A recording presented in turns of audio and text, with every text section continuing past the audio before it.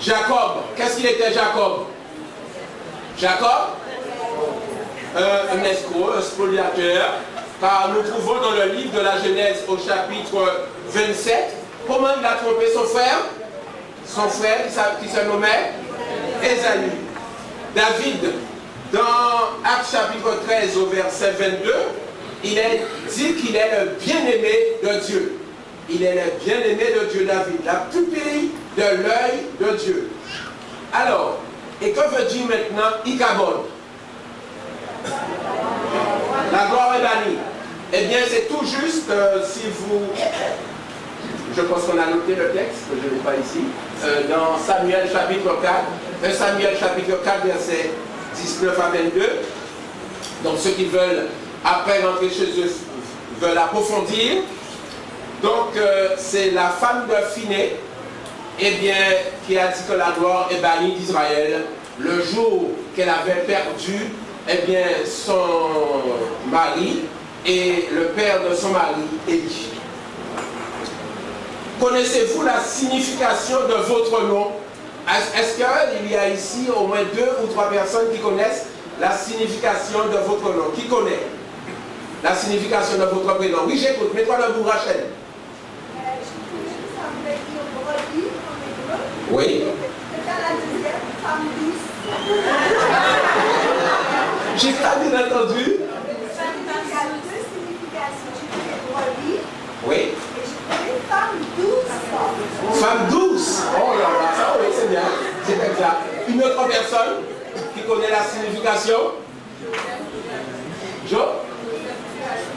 Dieu ajoute. Joseph Dieu ajoute. Voilà, c'est bien. Continuez à noter le mot nom. Quand c'est prononcé par moi, pas quand vous avez suivi. Hein. Oui, la femme d'Auguste, oui, semble-t-il, oui. Oui, j'écoute.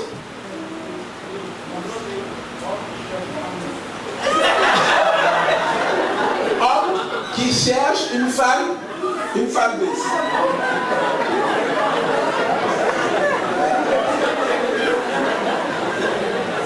Ok. Un nom est porteur de tradition, de traits de caractère, d'attributs qui nous définissent et révèlent des caractéristiques propres à nos origines et au lieu d'où nous sommes issus. Dieu porte un nom également, et je dirais même plusieurs. Dans Exode chapitre 15 au verset 26, lorsque Dieu apprit à Moïse comment changer l'eau amère en eau douce, il lui fit une promesse à Israël. Quelle est cette promesse? Quelle est cette promesse? Nous lisons. Il dit, si tu es ton Dieu, si tu fais ce qui est droit à ses yeux, si tu prêtes l'oreille à ses commandements,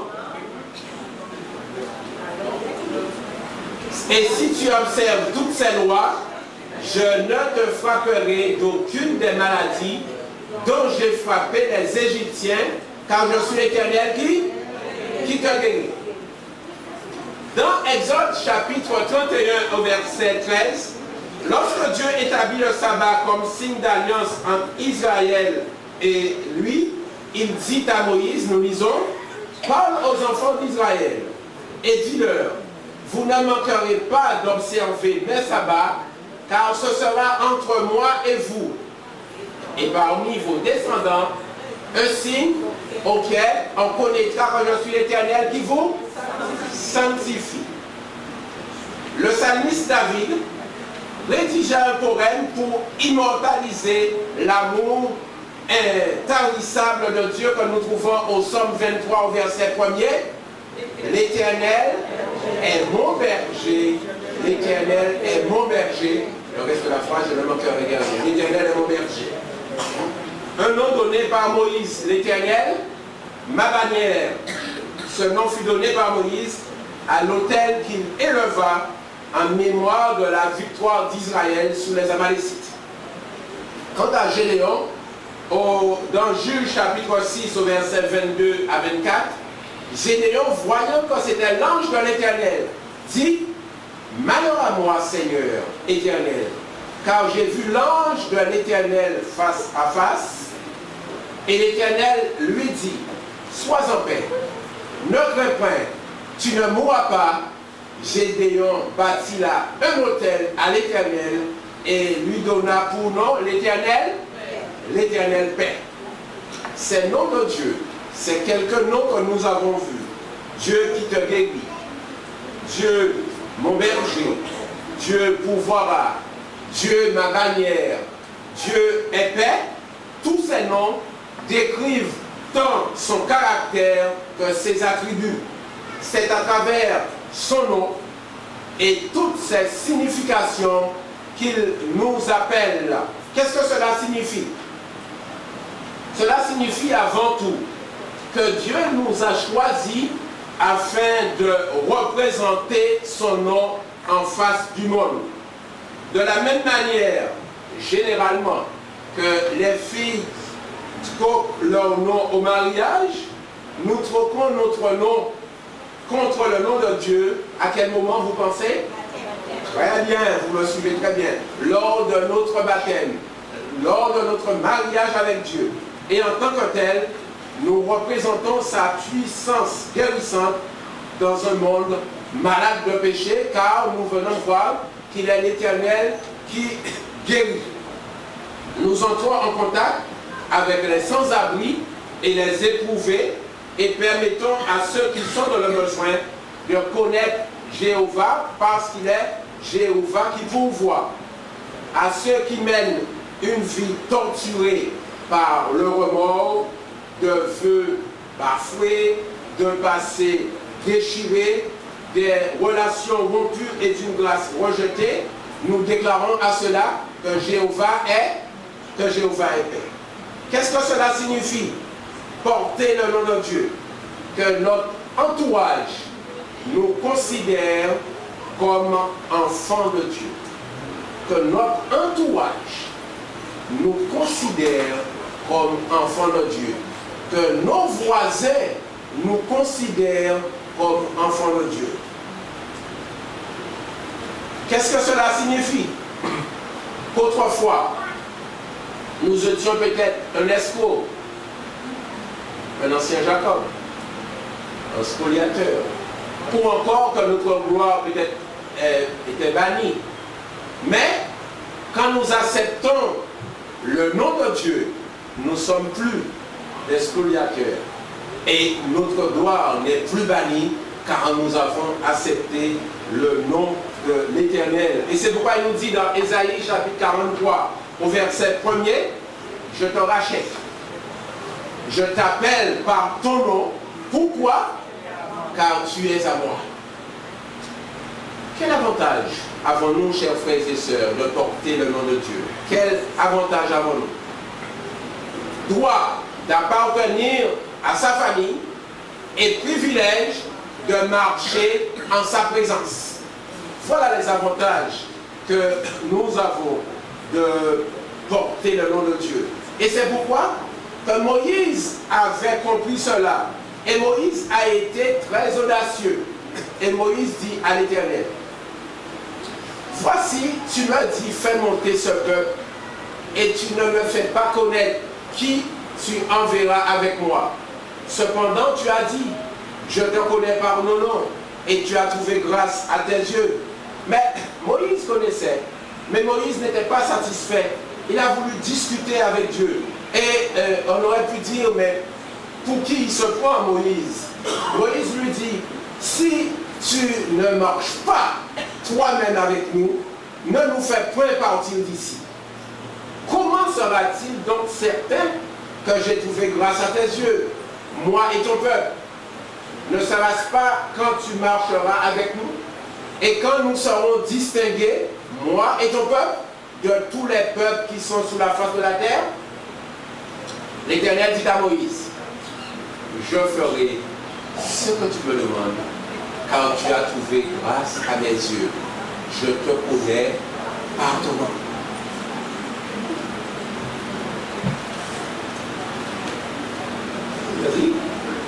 L'Éternel répondit, je ferai passer devant toi toute ma bonté, et je proclamerai devant toi le nom de l'Éternel. Je fais grâce à qui je fais grâce, et miséricorde à qui je fais miséricorde. Et l'Éternel passa devant lui et s'écria: l'Éternel, l'Éternel, Dieu miséricordieux, compatissant, lent à la colère, riche en bonté et en fidélité, qui conserve son amour jusqu'à 1000 générations, qui pardonne l'iniquité et la rébellion et le péché.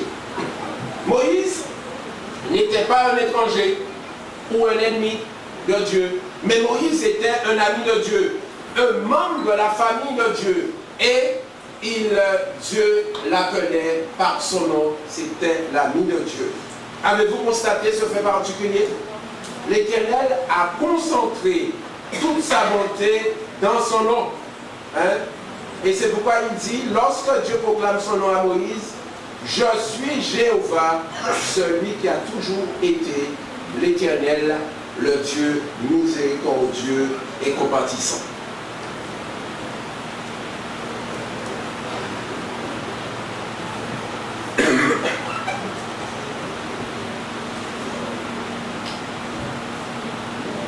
À la seule mention de ce nom, le nom de Jésus, des grandes mers se sont séparées. Le passage de la mer Rouge. Et comme nous lisons dans le livre d'Exode au chapitre 14, et nous pouvons lire Exode chapitre 14, mais lisons un texte au verset 30 et 31. Exode 14, versets 30 et 31. En ce jour, l'Éternel délivra Israël de la main des Égyptiens. Et Israël vit sur le rivage de la mer les Égyptiens qui étaient morts. Israël vit la puissante que l'Éternel avait, la main puissante, pardon, que l'Éternel avait dirigée contre les Égyptiens. Et le peuple craignit l'Éternel et crut en l'Éternel et en Moïse, son serviteur. Grâce à ce nom, les flammes d'une fournaise ardente se sont éteintes.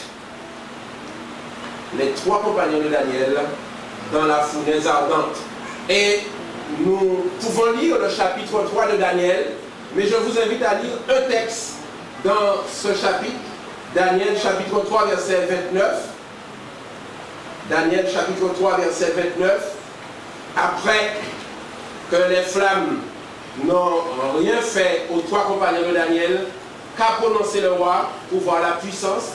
Vous maintenant, l'ordre que je donne tout homme à quelque peuple, nation ou langue qui appartiennent et qui parlera mal du Dieu de Shadrach, de Meshach et d'Abednego sera mis en pièces d'immondice, parce qu'il n'y a aucun autre Dieu qui puisse délivrer comme lui. Amen. Grâce à ce nom, les mâchoires des lions féroces se sont fermées. Daniel dans la force aux lions. Eh bien, les lions ne l'ont rien fait et nous pouvons lire le chapitre 6. Mais deux textes dans Daniel chapitre 6 au verset 26 et 27. Après que les lions n'ont rien fait à Daniel, qu'a déclaré le roi? J'ordonne que dans toute l'étendue de mon royaume, on ait de la crainte et de la frayeur pour le Dieu de Daniel, car il est le Dieu vivant et il subsiste éternellement et son royaume ne sera jamais détruit et sa domination durera jusqu'à la fin. À ce nom, des grandes armées ont été mises en déroute. Les Amalécites, par exemple, et nous trouvons l'histoire dans Exode chapitre 17, à partir du verset 8 et suivant, ou encore des grandes armées comme les Madianites. Et je vous invite à lire dans Juge chapitre 7, trois textes. Juge chapitre 7. Juge chapitre 7, verset 22. Pardon. Juge chapitre 7, verset 22. Les 300 hommes, pour vous permettre de savoir bien que Gédéon avait avec lui 300 hommes. Ok, 300 hommes que Gédéon avait. Et ensuite, chapitre 8, le verset 10. Là, d'approfondir cela. 120 000 hommes tirant l'épée avaient été tués. Donc 300 hommes de l'Éternel qui tuent 120 000. Chapitre 8 au verset 28. chapitre 8 au verset 28. Et à la suite de cela, le pays fut en repos pendant 40 années durant la vie de Gédéon. N'est-ce pas merveilleux, chers frères et sœurs? Grâce à ce nom a terrorisé les démons, guérison de démoniaque et de la belle-mère de Pierre. Luc chapitre 4 au verset 33. Ce nom a calmé un terrible orage.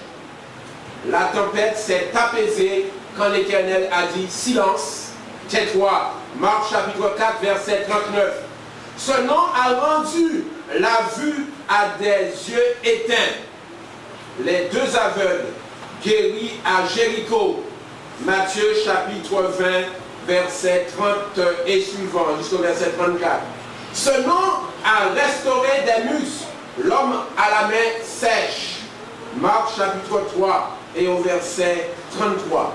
Ce nom a restauré les tendons et les ligaments des membres inertes. Et là, nous avons la guérison du paralytique, où Jésus lui dit dans Marc chapitre 2, le verset 9, Jésus lui dit, lève-toi, prends ton lit et va dans ta maison.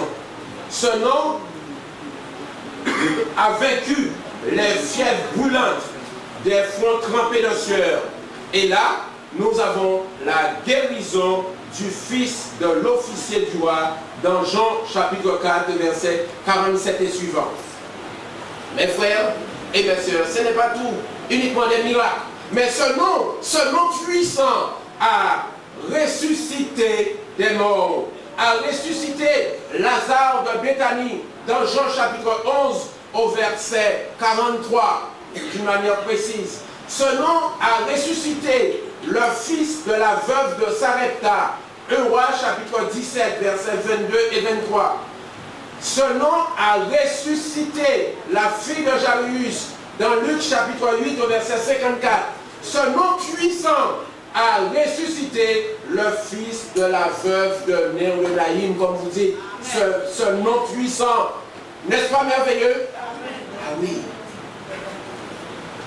Mes frères, mes sœurs, chers amis, et je suis heureux de voir quelqu'un ce matin. Dieu en soit loué. L'apôtre Saint Paul nous dit dans Philippiens chapitre 2 et au verset 9 à 11, c'est pourquoi aussi Dieu l'a souverainement élevé et lui a donné le nom qui est au-dessus de tout nom, afin qu'au nom de Jésus, tout genou fléchisse dans les cieux, sur la terre et sous la terre, et que toute langue confesse que Jésus-Christ est Seigneur à la gloire de Dieu le Père. Faisons tout pour la gloire de Dieu, que ce serait merveilleux. Ne faisons pas de compromis avec le monde. Un peuple portant son nom. Le nom de Dieu, le nom du Seigneur constitue son titre de gloire. Tout comme Moïse, vous et moi pouvons et devons demander à Dieu, par la prière, au nom de Jésus, de nous révéler et de nous couvrir de sa gloire. Dieu nous offre ce nom. Nous nous retrouvons enveloppés par sa bonté et enflammés par la gloire de sa compassion et de sa grâce. Comme nous dit le psalmiste au psaume 139 à partir du verset 13, qu'est-ce qu'il nous dit? Le psalmiste, pour voir bien que ce n'est pas un nom que nous portons, mais c'est un nom qui nous a été donné par notre Créateur. Qu'est-ce qu'il déclare? C'est toi qui as formé mes reins, qui m'as tissé dans le sein de ma mère. Je te loue de ce que je suis une créature si merveilleuse. Les œuvres sont admirables et mon âme le reconnaît bien. Mon corps n'était point caché devant toi lorsque j'ai été fait dans un lieu secret tissé dans les profondeurs de la terre. Quand je n'étais qu'une masse informe, tes yeux me voyaient. Et sur ton livre était tout inscrit, les jours qui m'étaient destinés avant qu'aucun d'eux existât. Ce nom, chers frères et sœurs, chers amis, n'est pas celui d'un étranger. Ce nom n'est pas celui d'un ennemi, mais c'est le nom de celui qui nous aime, le nom de notre Créateur, le nom de notre Rédempteur, de celui qui a payé de sa vie afin de nous offrir ce précieux nom. Il nous dit ce matin, les mêmes paroles qu'il a adressées à Moïse, il nous l'adresse en ce matin. Tu as trouvé grâce à mes yeux, je te connais. Tu as trouvé grâce à mes yeux, je te connais. Je te connais par ton nom. Oui, en ce matin, nous avons trouvé grâce aux yeux de Dieu et il nous appelle par notre nom. Mes frères, mes sœurs, je vous invite à porter ce nom puissant, avec fierté.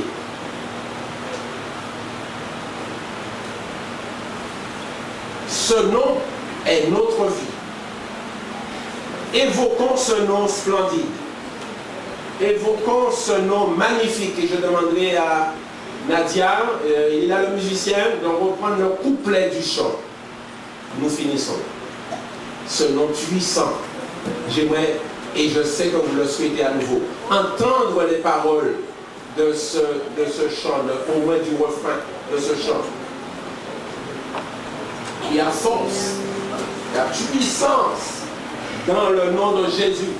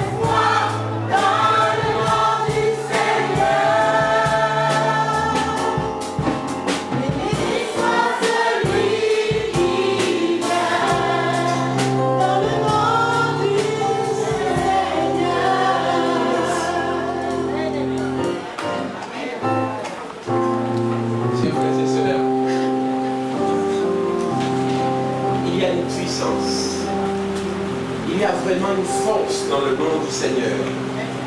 Et je vous invite ce matin à porter ce nom avec fierté, à évoquer ce nom splendide, ce nom magnifique devant le monde, dans tout ce que nous faisons. Possédons ce nom, car ce nom nous appartient. Faisons confiance à Dieu et à ses promesses. Et soyons-en sûrs que ces promesses se réaliseront comme ces promesses se sont réalisées pour Moïse, pour Daniel, pour Abraham. Chers frères et sœurs, ce matin, vivons ce nom. Témoignons de ce nom. Et exaltons ce nom. Et enfin, disons, comme le sage Salomon, le nom de l'Éternel est une force, les justes s'y réfugient et se trouve en sûreté. Nous allons le dire tous, et après, je demanderai qu'on ait pour qu'on puisse le réciter et noter ce verset dans votre Bible. Le nom de l'Éternel est une tour forte, le juste s'y réfugie et se trouve en sûreté. On y va tous ensemble? Le nom de l'Éternel est une tour forte, le juste s'y réfugie et se trouve en sûreté. Que le nom de notre grand Dieu soit loué.